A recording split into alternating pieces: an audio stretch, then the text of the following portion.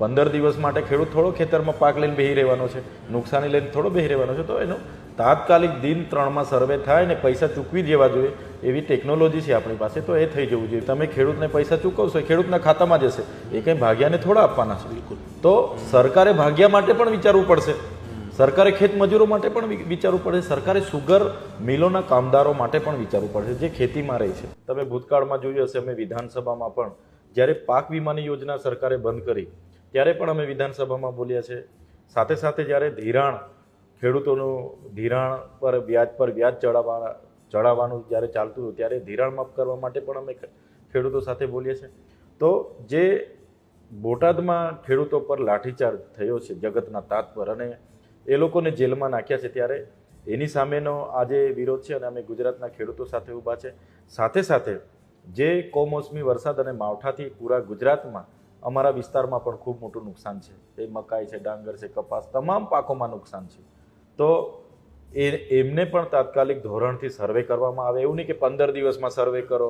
15 દિવસ માટે ખેડૂત થોડો ખેતરમાં પાક લઈને બેહી રહેવાનો છે, નુકસાની લઈને થોડો બેહી રહેવાનો છે. તો એનો તાત્કાલિક દિન 3માં સર્વે થાય ને પૈસા ચૂકવી દેવા જોઈએ એવી ટેકનોલોજી છે આપણી પાસે. તો એ થઈ જવું જોઈએ. બીજું કે માત્ર ખેડૂત નહીં, ઘણા તો અમારા વિસ્તારોમાંથી સૌરાષ્ટ્રમાં ભાગ્યના રૂપે આવે છે કે જેમણે તો ત્રીજા ભાગે ખેતી કરતા હોય, કેટલાક ખેત મજૂરી કરવા આવે હોય, તો એમને પણ આમાં નુકસાન થયું છે. તમે ખેડૂતને પૈસા ચૂકવશો એ ખેડૂતના ખાતામાં જશે, એ કંઈ ભાગ્યાને થોડા આપવાના છે. બિલકુલ. તો સરકારે ભાગ્યા માટે પણ વિચારવું પડશે, સરકારે ખેત મજૂરો માટે પણ વિચારવું પડશે, સરકારે સુગર મિલોના કામદારો માટે પણ વિચારવું પડશે જે ખેતીમાં રહે છે, જેમની આખા પરિવાર શેરડીમાં કામ કરે છે ને ત્યાં આ મજૂરી બંધ થઈ ગઈ છે. ઘણા ખેડૂતોને સુગરમાં પૈસા બંધ થઈ ગયા છે. સાથે પશુપાલકોની ડેરીઓમાં ભાવ વધારાના આંદોલનો ચાલે છે. તો તમામ પ્રકારના ખેડૂતો ટેકાના ભાવો એક બાજુ સરકાર જાહેર કરે છે, ખેડૂતને મળતા નથી. હમણાં મકાઈના 2100 રૂપિયા જાહેર કર્યા હતા, બજારમાં 1700 રૂપિયા મળે છે. કપાસના 1622 રૂપિયા જાહેર કર્યા હતા, એની સામે આજે બજારમાં 1250 રૂપિયા મળે છે. તો આ સરકાર જાણે છે MSPના ભાવે જ સરકાર તમામ પાકો ખરીદી કરે અને કડદાપત્તા રદ કરે અને નુકસાન થયું છે માવઠાના કારણે એ તાત્કાલિક અસરથી સર્વે કરીને સરકારે આ જગતના તાતને સહાય આપવાની અને વળતરની જાહેરાત કરવી જોઈએ.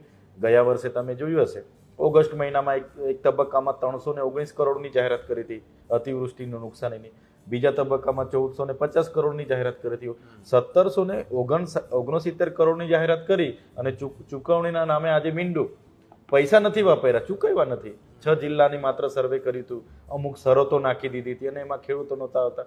તો આવી બધી સિસ્ટમ છે, પદ્ધતિ સિવાયના સર્વે કરી અને ચૂકવણી કરે એવી